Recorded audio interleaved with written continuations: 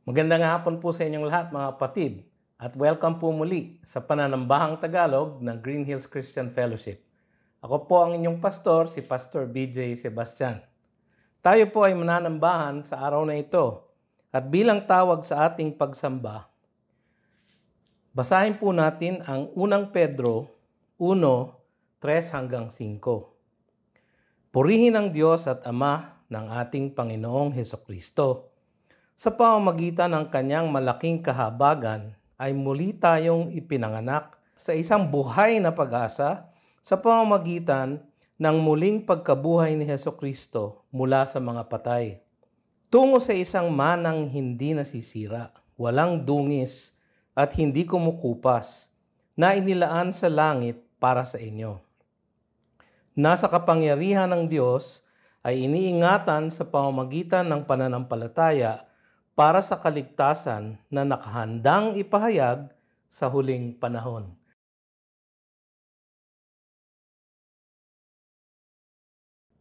Ngayon naman po mga kapatid ay babasahin natin ang banal na kasulatan at ang ating pong teksto na babasahin ngayong hapong ito ay matatagpuan sa Hebreo, Kabanatang 6, mga talatang 13 hanggang 20. Hebrews 6:13-20. Nang mangako ang Diyos kay Abraham, palibhasa'y walang sinumang higit na dakila na kanyang panunumpaan, siya ay nanumpa sa kanyang sarili, na sinasabi tiyak na pagpapalain at pararamihin kita. Kaya't si Abraham, nang makapaghintay na may pagtitiis, ay tumanggap ng pangako.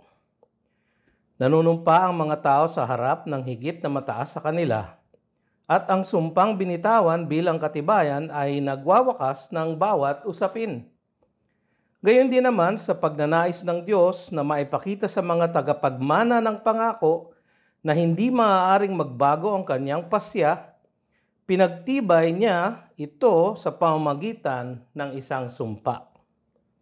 Upang sa pamamagitan ng dalawang bagay na di mababago, na dito'y hindi maaaring magsinungaling ang Diyos, tayo'y nagtungo sa kanlungan. Tayong nagtungo sa kanlungan ay magkaroon ng higit na katiyakang panghawakan ang pag-asang nakalagay sa harapan natin. Taglay natin ito bilang isang tiyak at matibay na angkla ng kaluluwa, isang pag-asa na pumapasok sa loob ng santuaryo sa kabila ng tabing, na doon naunang pumasok para sa atin si Jesus, na naging pinakapunong pari magpakailanman ayon sa pagkapari ni Melkisedek. Pagpalain nawa ng Panginoon ang kanyang salita sa ating mga puso't isipan sa hapong ito.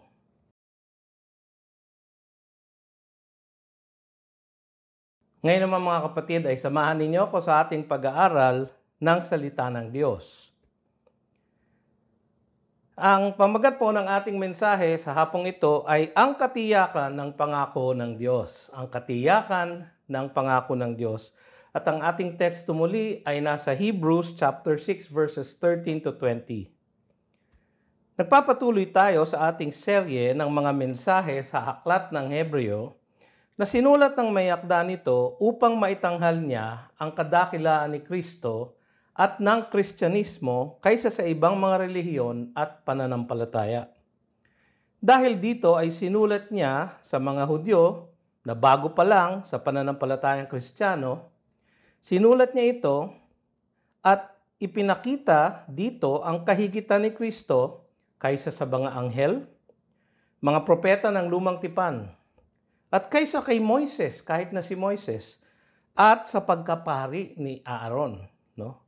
Mga bagay na kanilang dinadakila sa kanilang lipunan at sa kanilang relihiyon.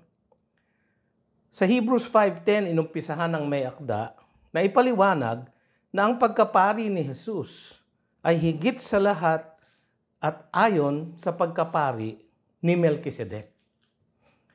Kaya lang po, magmula ron, lumihis muna siya sa pagpapaliwanag nito upang magbigay ng mga paalala at babala sa mga tagabasa nitong sulat na ito, na patuloy na ang pagkapit sa Hudaismo At sa pagkawalang pag-unlad nila sa kanilang buhay Kristiyano, nagbigay siya ng panawagan, nagbigay siya ng paalala, at nagbigay siya ng babala. Nung huli nating pag-aaral sa Hebreo, binigyan tayo ng mayakda ng isang pagpuna sa mga walang paglago. Naalala niyo yun? Isang panawagan sa mga walang pag-unlad. Isang paalala sa peligro ng apostasiya. Isang paghihikayat sa mga tunay na mananampalataya. Yung po sa huling puntong yon at sa huling 2 talata nung estropa na yon ay nagbitaw ang mayakda ng isang paghihikayat na siya namang itutuloy niya sa mga talatang ating pag-aaralan ngayon. So patuloy siyang naghihikayat doon sa mga tunay na nananampalataya na kay Jesus na panghawakan nila ang kanilang pananampalataya. Ang wika niya sa verses 11 and 12 ng chapter 6, at nais namin na ang bawat isa sa inyo ay magpakita ng gayunding sigasig upang inyong malaman ang ganap na katiyakan ng pag-asa hanggang sa katapusan. Upang kayo'y huwag maging mga tamad, kundi mga tagatulad kayo sa kanila sa pamamagitan ng pananampalataya at ng pagtitiis ay nagmamana ng mga pangako. So, ito ay para doon sa mga magmamana ng mga pangako, yung mga tumanggap ng pangako ng Diyos na kaligtasan. Sa mga talatang 13 hanggang 20 na ating pag-aaralan ngayon, ipinagtibay ng mayakda ang katiyakan ng pangako ng Diyos upang mahikayat nga niya ang kanyang mga tagabasa na tumulad sa kanila na sa pamamagitan ng pananampalataya at ng pagtitiis ay nagmamana ng mga pangako. So pangako po ng Diyos ang tema ng mga talatang ito. Makikita natin dito ang ilang mahalagang katotohanan tungkol sa katiyakan ng pangako ng Diyos. Una, yung katiyakan ng pangako ng Diyos kay Abraham at ang katiyakan ng pangako ng Diyos sa lahat ng mga mananampalataya sa Kanya. So una, tingnan natin ang katiyakan ng pangako ng Diyos kay Abraham. Verses 13 hanggang 16. Nang mangako ang Diyos kay Abraham, palibhasa ay walang sino mang higit na dakila sa kanyang panunumpaan, siya ay nanumpa sa kanyang sarili. Na sinasabi, tiyak na pagpapalain at pararamihin kita. Kaya't si Abraham, nang makapaghintay na may pagtitiis, ay tumanggap ng pangako. Nanunumpa ang mga tao sa harap ng higit na mataas sa kanila at ang sumpang binitawan bilang katibayan ay nagwawakas ng bawat usapin. Ang tindi ng mga pagsubok ng mga Hebreo ay nangangailangan ng mapagpasensyang pagtitiis. Dumadanas po sila ng panunuliksa at pangungutya sa kanila dahil sa kanilang bagong pananampalataya. Katulad nating lahat, sa panahon ng pagsubok, parang napakalayo ng pangakong saklolo at pagliligtas ng Diyos. Madalas pangako ay tinatanong natin, nasaan ka ba, Panginoon? Nasaan ka sa panahon ng aking pagsubok? Kaya minarapat ng mayakda na bigyan ng isang angkop na halimbawa ang mga tagabasa niya na mga dating Hudyo. O yung iba ay Hudyo pa rin at kumakapit pa sa kanilang pagiging Hudyo. Ang kanyang binigay na halimbawa ay ang ama ng kanilang bayan at relihiyon na si Abraham. Sabi sa verse 13, nang mangako ang Diyos kay Abraham. So ang una pong bahagi ay tungkol sa pangako ng Diyos kay Abraham. Sa paghahalimbawa niya kay Abraham, pinapaalala ng mayakda kung paano nanalig si Abraham sa mga pangako ng Diyos sa kanya. Ano ba ang pangako ng Diyos kay Abraham? Una nating makikita yon sa Genesis 12, 1-3. Sinabi ng Panginoon kay Abram, hindi pa nga Abraham ang pangalan niya noon, sinabi ng Panginoon kay Abram, umalis ka sa iyong lupain. Yun po ay yung bayang Ur sa Caldea, no? Sa iyong mga kamag-anak, sa bahay ng iyong ama, at pumunta ka sa lupaing ituturo ko sa iyo. Gagawin kitang isang malaking bansa, ikaw ay aking pagpapalain, gagawin kong dakila ang iyong pangalan at ikaw ay magiging isang pagpapala. Pagpapalain ko ang magbibigay ng pagpapala sa iyo at susumpain ko ang mga susumpa sa iyo At sa pamamagitan mo, ang lahat ng angkan sa lupa ay pagpapalain. So binigyan siya ng pangako ng bagong lupa, mga isang bansa, isang salinlahi na magmumula sa kanya, at pagpapala na magdadaan sa kanyang pamilya.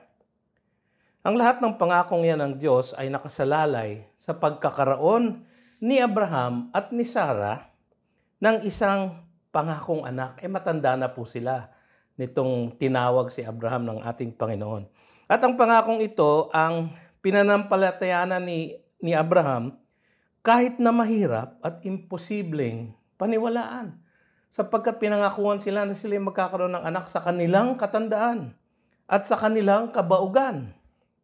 Sabi sa Genesis 15, verses 5 to 6, siya'y dinala niya sa labas at sinabi, "Tumingala ka ngayon sa langit at iyong bilangin ang mga bituin kung mabibilang mo." At sinabi sa kanya, magiging ganyan ang iyong binhi, ganun daw karaming kanyang magiging mga anak. Kahit na isa po, wala pa. Pero tignan niyo yung verse 6, sumampalataya siya sa Panginoon. At ito'y ibinilang na katuwiran sa kanya. So ito po ang record ng kaligtasan ni Abraham. Dahil po sa kanyang pananampalataya doon sa pangakong yun ng Diyos, siya ay naligtas. At siya ay ibinilang na matuwid sa mata ng Diyos. Sa verse 14, merong isang partikular na pangako ang Diyos kay Abraham. Sabi sa verse 14, tiyak na pagpapalain at pararamihin kita. Yun po ang summary nung sinabi din sa Genesis 15. Ito ay sinitas ng mayakda ng Hebreo mula sa Genesis 22 naman.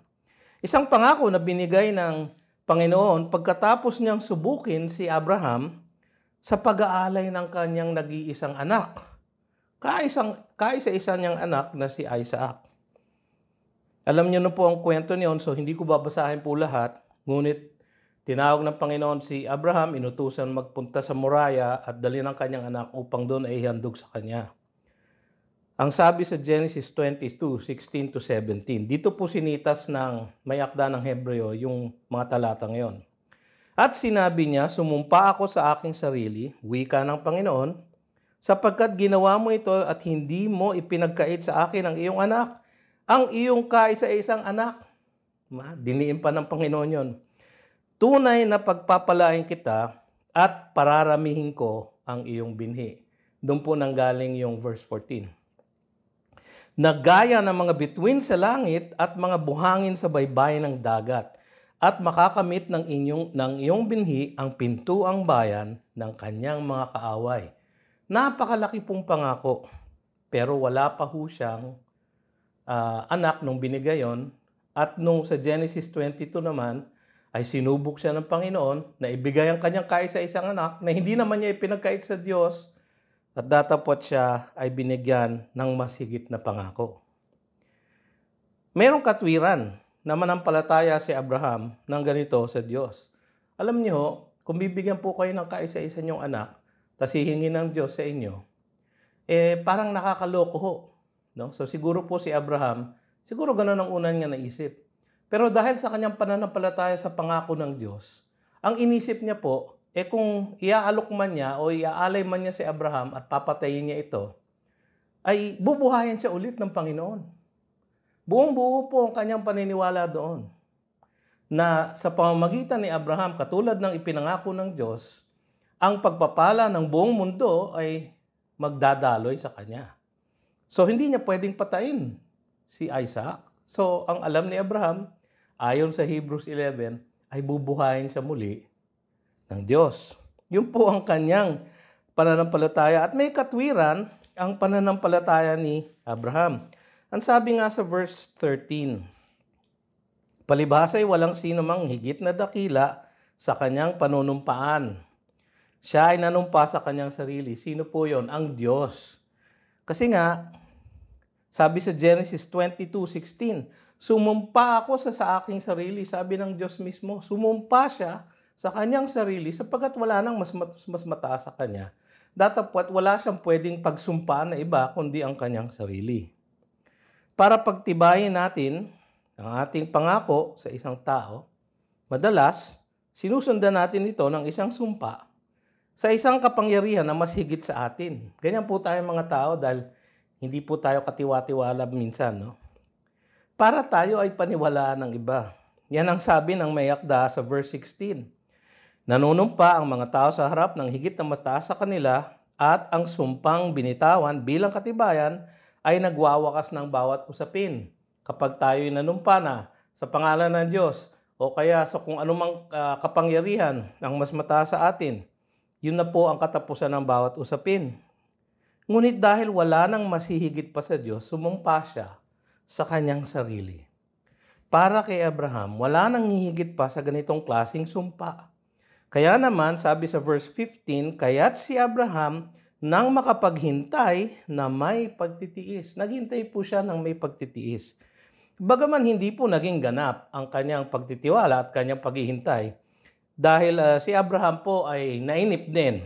Actually, ang nainip si Sarah.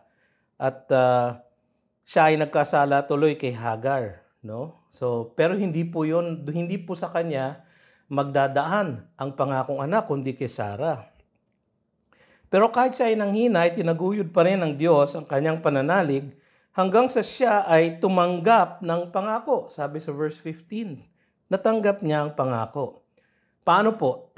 Dumating po si Isaac at siyang naging ama ni Jacob, na siya namang naging ama ng 12 tribes ng Israel, no? 12 tribo ng bayang Israel. At mula sa lipi na yan, nagmula ang ating Mesiyas. Ang ating Panginoon at tagapagligtas na si Jesus, na siya ngayong bukal ng pagpapala para sa buong sangkatauhan. Yan ang pangako ng Diyos kay Abraham, hindi ba, sa Genesis 12? Sa Genesis 22:18, inulit ng Diyos yon. At sinabi sa kanya ng Panginoon, at sa pamamagitan ng iyong binhi, offspring, iyong anak, manggagaling sa iyong katawan, na ay pagpapalain ang lahat ng bansa sa lupa sapagkat sinunod mo ang aking tinig. Yung pagpapala pong yun ay pagpapala ng kaligtasan. At yung po ay natamo sa pagdating ng Mesiyas magmula sa lipi ng Israel na nagmula naman sa katawan ni Abraham. Nakikita nyo ang layunin ng Diyos at ang kanyang plano at ang kanyang pangako kay Abraham. Kung tutuusin, hindi na kailangang sumumpa ng Diyos sa kanyang sarili, sapagkat sapat na pagkatiwalaan ng kanyang salita. Ang Diyos ang lumikha ng lahat ng realidad na bumabalot kay Abraham. Siya ang pinagmulan ng lahat ng katotohanang nakikita ni Abraham. Ang kanyang salita ang pinagmumulan at sukdulang pamantayan ng katotohanan. Siya ang nagsasabi sa atin kung ano ang totoo at ano ang hindi. Datapwat hindi siya maaaring magbitaw ng salita na hindi totoo o pangako man na hindi niya gagawing totoo. So pagka sinabi ng Diyos, hindi na niya kailangang sumumpa. Pero sumumpa pa rin siya para pagtibayin ang kanyang pangako kay Abraham. Yan ang unang katotohanan ng ating matututunan. Ang katiyakan ng pangako ng Diyos kay Abraham ay wagas, sapagkat ito ay nakasandig sa katapatan mismo ng Diyos Ama na pinakamataas na nakapangyarihan at otoridad sa buong sansinukob. Maaasahan natin na ang pangakong ito na natupad ng bahagya sa buhay ni Abraham. Kasi nagkaroon siya ng anak na si Isaac, nagkaroon ng apo na si Jacob, nagkaroon ng isang buong bayan na nagmula sa kanya. Sa pagkakaroon ng bayang Israel at sa pagdating ng Mesiyas, ay patuloy na matutupad sa lahat ng mananampalataya sa kanya. So ang argument po ng may akda, kung ang pangakong ito ay tinupad ng Diyos, bahagya pa lang sa buhay ni Abraham kasi hindi niya nakita po ang lahat ng bunga ng pangakong yon, no? Hindi niya nakita ang Mesiyas, no? Pero dahil ito ay tinupad kahit bahagya lang sa buhay ni Abraham, ito ay tutuparin ng Diyos dahil ang kanyang salita ay totoo at ang kanyang pangako ay hindi niya mamabali. So, Tignan po natin yung pangalawang katotohanan. Nakita na po natin ang katiyakan ng pangako ng Diyos kay Abraham. Tignan naman natin ngayon ang katiyakan ng pangako ng Diyos sa lahat ng mananampalataya. Sa lahat ng mananampalataya. So, Hebrews 6:17 hanggang 20. Gayon din naman sa pagnanais ng Diyos na maipakita sa mga tagapagmana ng pangako na hindi maaaring magbago ang kanyang pasya. Pinagtibay niya ito sa pamamagitan ng isang sumpa. Upang sa pamamagitan ng dalawang bagay na di magbabago, na dito'y hindi maaaring magsinungaling ang Diyos, tayong nagtungo sa kanlungan ay magkaroon ng higit na katiyakang panghawakan ang pag-asang nakalagay sa harapan natin. Taglay natin ito bilang isang tiyak na matibay na angkla ng kaluluwa. Isang pag-asa na pumapasok sa loob ng santuaryo sa kabila ng tabing. Na dooy naunang pumasok para sa atin si Jesus, na naging pinakapunong pari, magpakailanman ayon sa pagkapari ni Melchizedek. Di ba nanggaling na po tayo dito? Bumabalik ko ngayon ng may akda. Pero ipapaliwanag ko po kung anong sinasabi ng mga talata. Ang mga tao nga naman, kadalasan, ay hindi maaasahang tumupad sa kanilang mga pangako. Lahat po tayo ay bumali na ng ating mga pangako. Whether sinasadya natin o hindi, ay merong isang pagkakataon sa buhay natin, sa akin marami hong pagkakataon, na nabali ko ang aking pangako. Ito ay isang kahinaan ng ating makasalanang kalikasan. Dahil dito, napakahirap magtiwala ang tao sa kapwa niyang tao. Kaya nga sabi ng may akda, kailangan nating manumpa sa higit na mataas na kapangyarihan para tayo'y paniwalaan sa ating mga sinasabi at pinapangako. So meron na pong likas na hindi nagtitiwala ang tao sa mga nangangako sa kanya. Kaya sa harap ng pangangako ng Diyos sa kanya, meron din po siyang agam-agam at hindi pagtitiwala. Ang Diyos, mga kapatid, ay hindi gayon. Hindi po katulad ng mga tao. Ngunit para mapagbigyan niya ang likas na hindi pagtitiwala ng tao sa mga pangakong binibigay sa kanya, nagbigay siya ng sumpa. Tingnan niyo yung verse 17. Sa pagnanais ng Diyos na maipakita sa mga tagapagmana ng pangako. At sino ang mga yon? Sino yung mga tagapagmana ng pangako? Kundi lahat ng nananampalataya sa pangakong pagpapala ng Diyos. Sino po yon? Puntahan po natin ang New Testament sa Romans chapter 4, verses 22 to 24. Ang sabi ni Pablo doon, kaya't ang kanyang pananampalataya, si Abraham nga daw po, ay ibinilang na katuwiran sa kanya. Ngayon, hindi lamang dahil sa kanya isinulat ang salitang sa kanya ay ibinilang. So, hindi lamang daw po si Abraham yun, kundi dahil din naman sa atin na ibibilang sa atin ng mga sumasampalataya sa kanya na muling bumuhay kay Jesus na ating Panginoon mula sa mga patay. So, kasama daw tayo na nananampalataya sa pangako ng Diyos na dinala ni Kristo Jesus at kanyang kinamit para sa atin. Sa ating pananampalataya doon, napabilang na po tayo doon sa mga ibinilang na matuwid, katulad ni Abraham. So kasama po tayo doon sa mga tagapagmana ng pangako. Nung nabubuhay pa si Abraham, binitawan ng Diyos ang ganitong sumpa sa kanya nung gumawa ng isang tipan ng Panginoon kay Abraham sa Genesis 15. Hindi ko na po babasahin dahil medyo mahaba po. Para pagtibayan nila ang kanilang usapan. So meron silang tipan ng Diyos, meron silang usapan. Sabi ng Diyos, pagpapalain kita, padadaanin ko sa iyong pamilya ang magdadala ng pagpapala sa buong mundo. No, yun ang pangako ng Diyos sa kanya. At ang kanyang tipan kay Abraham, si Abraham naman ay susunod sa kanyang mga kautusan. At nagbitaw siya ng ilan. Pinakuha ng Diyos si Abraham ng mga piling hayop at ito ay hinati niya sa gitna.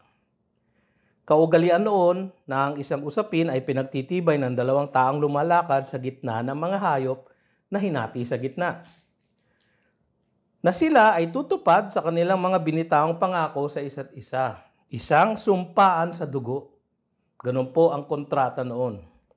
Sa ganitong paraan, sinumpa ng Diyos kay Abraham ang kanyang walang hanggang layunin sa kanyang pagtawag sa kanya. May layunin po ang Diyos sa pagtawag kay Abraham. Isinumpa niya na tutuparin niya ang layunin ito. Kaya lang, noong panahon na nalalakad silang dapat dalawa, sa gitna ng mga inialay na hayop, dinapuan ng malalim na pag-antok at natulog si Abraham. Malamang po pinatulog ng Diyos. Kaya ang Diyos lang ang nanatiling nagbigay ng kanyang sumpa. Datapwat ang pangako ng Diyos ay hindi na naging kondisyonal sa pagsunod ni Abraham ng kanyang sumpa naman, ng kanyang pangako.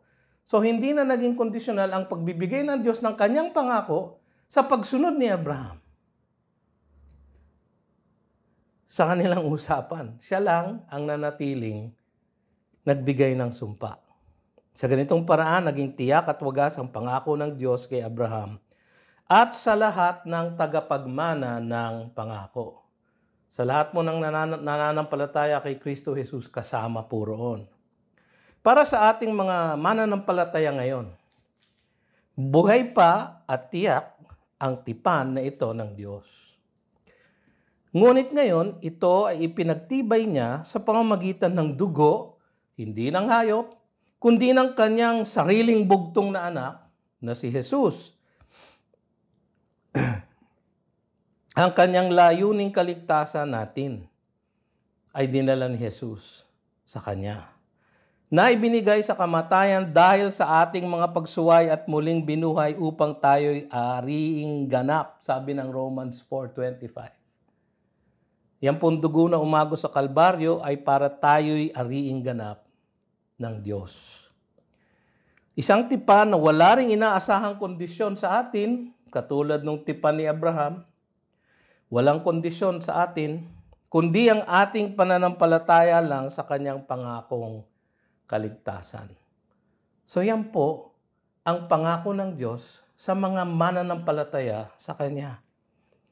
Ipinagtibay po ng isang pangako at ng isang sumpa. Ang sumpa na iyon ay ipinagtibay sa dugo ng kordero ng Diyos na nag-aalis ng kasalanan ng buong sanlibutan. Kaya naman sinabi ng may akda sa verse 18, upang sa pamamagitan ng dalawang bagay na di mababago, na dito'y hindi maaaring magsinungaling ang Diyos.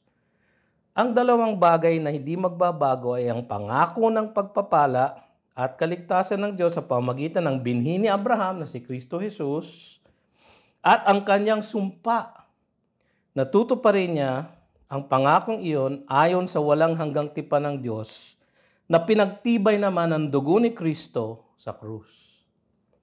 At dahil hindi maaaring magsinungaling ang Diyos, tayong nagtungo sa kanlungan ay magkaroon ng higit na katiyakang panghawakan ang pag-asang nakalagay sa harapan natin.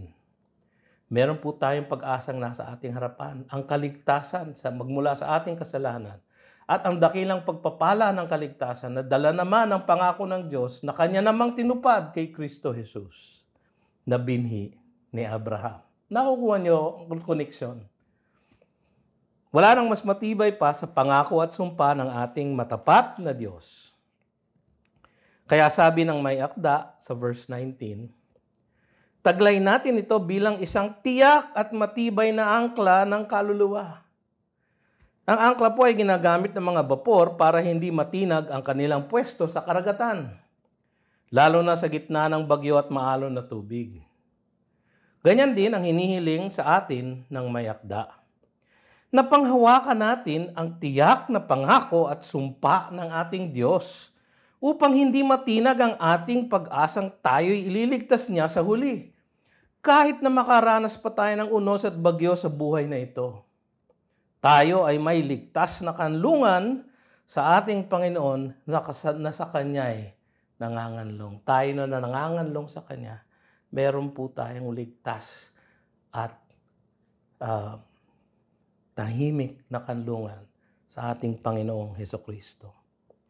Ang pangako at sumpa na ito ng Diyos na tayo ililigtas niya mula sa kapahamakan ng ating mga kasalanan, yan po ang pangakong pagpapala na binitawan ng Diyos kay Abraham. Ayon sa verses 19 to 20, ang pangako at sumpang ito ay isang pag-asa na pumapasok sa loob ng santuaryo sa kabila ng tabing na dooy naunang pumasok para sa atin si Jesus na naging pinakapunong pari magpakailanman ayon sa pagkapari ni Melchizedek. Aba, bumalik po tayo dun sa pagkapari ni Melchizedek. Ngayon po ay binabalik tayo ng may akda roon. Dahil tayo ay likas na makasalanan sa ating lupang katawan, kailangan natin ng katiyakan na wala ng kaparusahang aabot pa sa atin dahil sa ating paulit-ulit na pagkakasala sa Diyos. Ang pagiging pinakapunong pari ni Jesus ay ang katiyakang iyon. Siya ang nagbayad ng ating mga utang sa Diyos dahil sa ating mga kasalanan. 1 John chapter 2 verses 1 to 2. Mga munti kong anak, sabi ni Juan, ang mga bagay na ito ay isinusulat ko sa inyo upang kayo'y huwag magkasala. Ngunit kung ang sino man ay magkasala, tayo ay may tagapagtanggol sa harap ng Ama. Si Hesukristo na siyang matuwid. Siya ang kabayaran para sa ating mga kasalanan at hindi lamang para sa atin kundi para din sa kasalanan ng buong sanlibutan. So siya ang nagbayad ng ating mga utang sa Diyos dahil sa ating mga kasalanan. Siya ang laging namamagitan para sa atin sa harap ng Diyos. Sabi sa Hebrews 7:25, dahil dito, siya ay may kakayahang iligtas ng lubos ang mga lumalapit sa Diyos sa pamamagitan niya, yamang lagi siyang nabubuhay upang mamagitan para sa kanila. Siya ang dakilang pinakapunong pari na nagbibigay sa atin ng katapangang lumapit sa trono ng biyaya ng Panginoon. Maalala niyo po ito, pinag-aralan na po natin to. Hebrews 4, verses 14 to 16. Yamang tayo ay mayroong isang marangal at pinakapunong pari na pumasok sa kalangitan. Hindi lamang po dun sa Holy of Holies dito sa lupa, kundi dun po sa pinaka-Holy of Holies sa kalangitan. Si Jesus na anak ng Diyos ay hawakan nating matatag ang ating ipinahayag, yung ating pangako, yung ating kaligtasan. Sapagkat tayo'y mayroong isang pinakapunong pari na marunong makiramay sa ating mga kahinaan. Isa na tinukso sa lahat ng mga paraan, gaya rin naman natin, gayon may walang kasalanan. Kaya't lumapit tayong may katapangan sa trono ng biyaya upang tayo'y tumanggap ng awa at makatagpo ng biyaya na makakatulong sa panahon ng pangangailangan. Mga kapatid, madalas po yung panahon ng pangangailangan yan dahil met-mea po ay tayo nagkakasala. Pero meron po tayong isang dakilang pinakapunong pari na pumasok na sa kalangitan at nasa kanan ng Diyos amang makapangyarihan sa lahat. Binabalik na tayo ng mayatda sa pagkapunong pari ni Jesus ayon sa mas dakila na pagkapari ni Melchizedek. Isang bagay na kanyang tinalakay sa Hebrews 5 verses 1 to 10, naalala niyo po. Bago siya lumihis dito upang magbigay ng panawagan sa atin na panampalatayanan natin at panghawakan ang tiyak at hindi mababaling pangako at sumpa ng Diyos na tayo'y pagpapalain niya ng kaligtasan sa ngalan ng kanyang anak na si Kristo Jesus. Mga kapatid, kayo ba'y nakararanas ng pagsubok sa inyong pananampalataya? Marahil dahil sa mga kahinaan natin at paulit-ulit na pagkakasala natin sa harap ng ating Panginoon. Kaya tayo ay minsan nag-aalangan. Tayo nga ba'y ligtas? Bakit paulit-ulit ang kasalanan? Baka nanghihina po ang inyong pananampalataya. Marahil dahil tayo'y nanghihina dahil sa pagsubok na ating dinadaanan sa ilalim ng kasalukuyang pandemya. Nakakabahala na nga naman po. na hindi tayo makakilos, hindi tayo makapanambahan sama-sama dahil sa threat ng pandemic na ito. Nakakatakot nga naman daw po ang magkasakit ng ganito. Meron ho sa atin nagkasakit na. Salamat naman sa Panginoon at gumaling. Meron hong nagkasakit at hindi na gumaling na mga mahal natin sa buhay at pumanaw na. Tayo'y naulila sa kanilang pagkamatay. Napakahirap pong pagsubok ang dinadanas ng iba sa gitna ng pandemya na ito. Marahil tayo ay naging biktima na ng pagkawalan ng kabuhayan o ng trabaho man dahil sa pandemyang ito. Marami na pong nawawalan ng trabaho, marami na pong negosyong nagsasara. O di kaya ay namatayan tayo ng mahal sa buhay sa gitna ng pandemya at hindi tayo lubos na makapagluksa o maipagdiwang ang buhay ng ating mga minamahal na yumaong. Dama ko po yan. Nangyari po sa aming pamilya. Mabigat po ang ganitong pagsubok. At kung minsan, ito po ang nagbibigay ng agam-agam sa atin. Ang lahat ng ito ay bumabayo sa pundasyon ng ating pag-asa sa buhay at niyayanig ang ating minimithing tugon ng Diyos sa kanyang mga pangako. Kaya kung minsan nagdududa po tayo. Pero ang mensahe natin sa hapong ito ay malinaw. Meron po tayong higit na katiyakang pinanghahawakan dahil ang ating Diyos na hindi nagbabago at tunay na matapat ay nagbigay ng pangako na pinagtibay niya ng isang sumpa na taglay naman ang ating dakilang pinakapunong pari sa dambana ng biyaya. Hindi niya tayo bibitawan, mga kapatid. Tiyak niya tayong ililigtas sa buhay na ito at sa walang hanggan. Tayo po ay manalangin. Maraming pong salamat, Panginoon, sa iyong mensahe sa amin sa hapong ito. Maraming salamat sapagkat ito'y angkop na angkop sa gagawin naming pagdiriwang sa hapong ito ng iyong banal na hapunan, na kung saan ay aalalahanin namin ang pagkamatay ng aming mananakop na si Jesus sa krus. Nawa, Panginoon, ay bigyan mo kami ng isang pagpapala sa hapong ito, na sa aming mga kalooban ay maging buhay ang iyong pangako sa amin at lagi naming panghawakan ang iyong sumpa na pinagtibay naman ng aming Panginoong Yesus. Kayo po ang magpalakas sa aming mga kalooban, sa aming mga pananampalataya. Ito ang aming samot dalangin sa pangalan niya na aming mananakop at tagapagligtas, si Kristo Jesus, ang matuwid, ang banal, ang Panginoon ng lahat. Sa kanyang pangalan. Amen. Amen.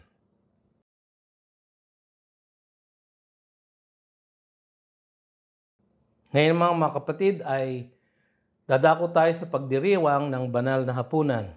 At bago po tayo magsama-sama sa dulang ng Panginoon, tayo po ay mananalangin na may pangungumpisal sa Kanya ng ating mga kakulangan sa Kanya. Ang sabi sa 1 Corinthians 11:27-29, kaya't ang sino mang kumain ng tinapay o uminom ng sakopa ng Panginoon sa paraang hindi nararapat, ay magkakasala sa katawan at dugo ng Panginoon. Siyasatin ninyo ang inyong sarili at saka kumain ng tinapay at uminom sa kopa.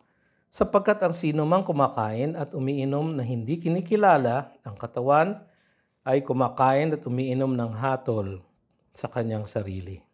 Tayo po ay manalangin. O Panginoong Diyos na makapangyarihan sa lahat, Ikaw na nagbigay ng iyong mga tiyak at matapat na pangako sa amin na kami iyong ililigtas sa pamamagitan ni Jesus. Kami ay lumalapit sa iyo ngayon at umaamin, Panginoon, sa aming paulit-ulit na pagkakasala sa iyo. Patawarin mo nga po kami sa aming mga pagkakasala.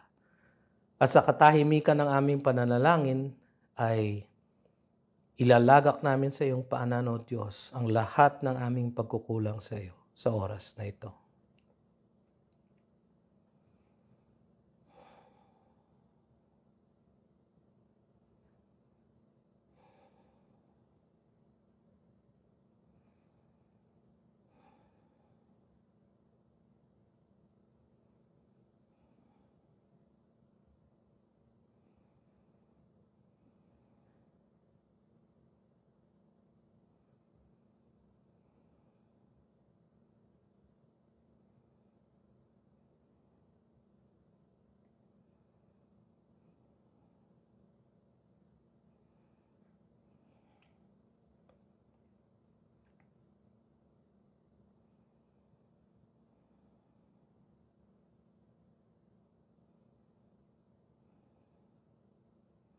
Maraming salamat, Panginoon, na ipinangako mo sa iyong salita na kung kami ay aamin ang aming pagkukulang sa iyo, ikaw ay magiging tapat at banal na magpapatawad ng aming mga kasalanan. Dahil sa ginawang sakripisyo ni Kristo Jesus para sa aming kasalanan sa krus, nakatatanggap kami ng pagpapatawad sa iyo. Maraming salamat nga po, O Diyos. At ngayon yan ang pinagdiriwang namin sa pamamagitan ng mga sangkap ng iyong dulang ng banal na hapunan. Ang tinapay at kopa ay banalin mo, O Diyos, at pagindapatin mo kami sa iyong harapan upang kami ay makapagdiwang ng natatanging biyayang ito na aming natanggap magmula sa iyo, ang biyaya ng kaligtasan. Maraming salamat, Panginoon, sa pangalan ni Jesus. Amen.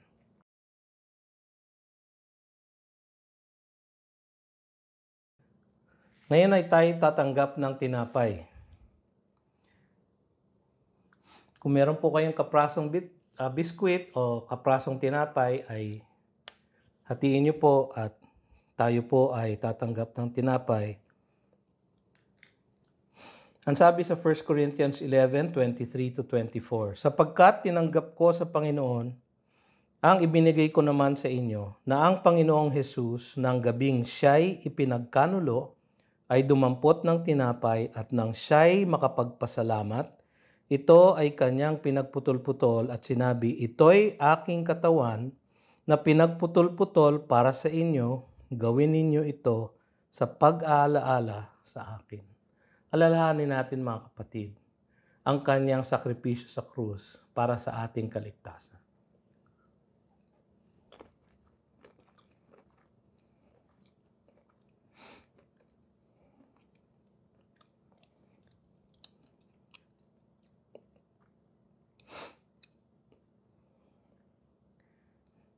Ngayon naman ay gagawin natin ang pag-inom ng saro o ng kopa. Kung kayo po ay mayroong konting juice, ilagay niyo po sa isang maliit na sisidlan at tayo po ay magdiriwang sa pag-inom ng saro.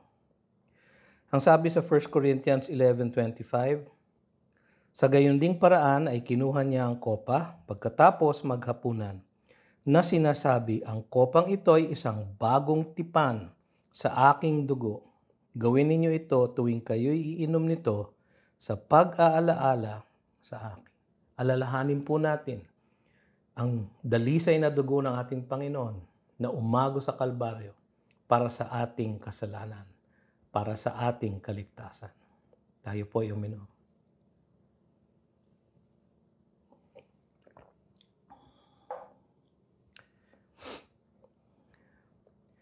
Sapagkat sa tuwing kainin ninyo ang tinapay na ito at inuman ang kopa, ipinahahayag ninyo ang kamatayan ng Panginoon hanggang sa dumating siya.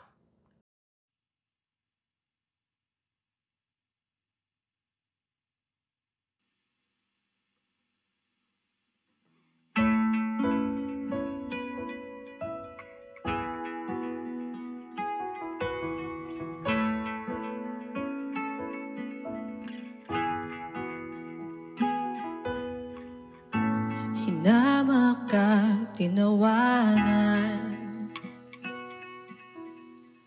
ngunit hindi ka lumaban. Pagkat laman ng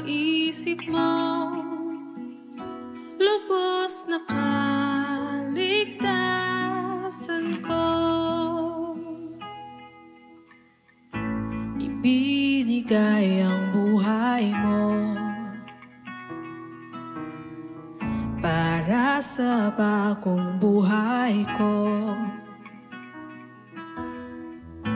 Pagkat sa isip mo'y ako minamahal ang tulad ko. Pag-ibig mong kay ganda, sa iyong krus ibinuhos, O Jesus, inalay mo.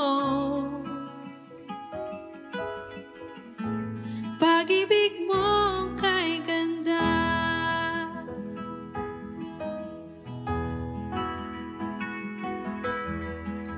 kamatayan mo'y dahilan ng tunay kong kalayaan. Kami ngayon iyong anak, minamahal mo ng ganap. Pag-ibig mong kay ganda, sa iyong krus ibinuhos, O Jesus, inalay mo.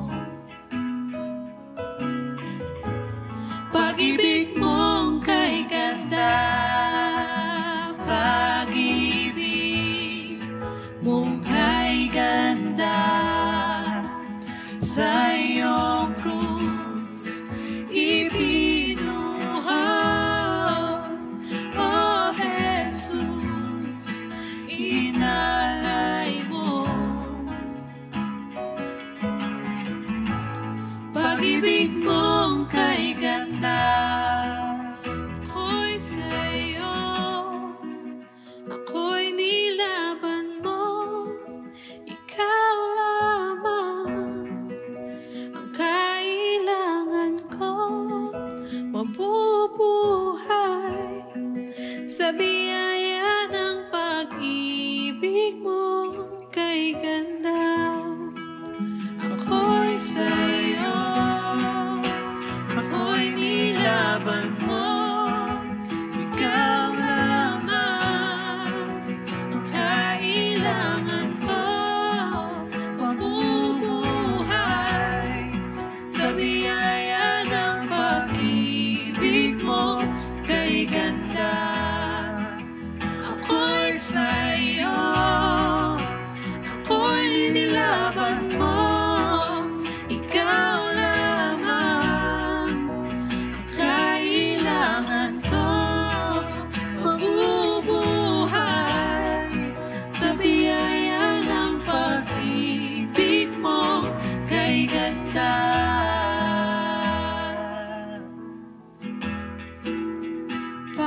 Pag-ibig mong kay ganda, sa iyong krus ibinuhos, O Jesus, inalay mo. Pag-ibig mong kay ganda, pag-ibig mong kay ganda, pag-ibig mong kay ganda.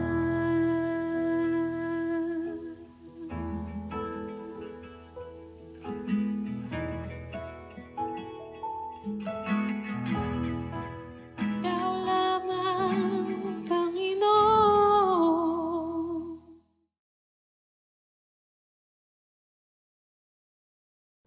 At ngayon naman mga kapatid ay samahan niyo ako sa isang pangwakas na panalangin. Tanggapin ninyo ang basbas at pagpapala na nagmumula sa Amang makapangyarihan sa lahat, ang pag-ibig at pagsasakripisyo ni Kristo Jesus at ang pakipisan at gabay ng Diwang Banal ang mapa sa atin nawa ngayon at magpakailanman. Sa pangalan ni Jesus. Amen at Amen.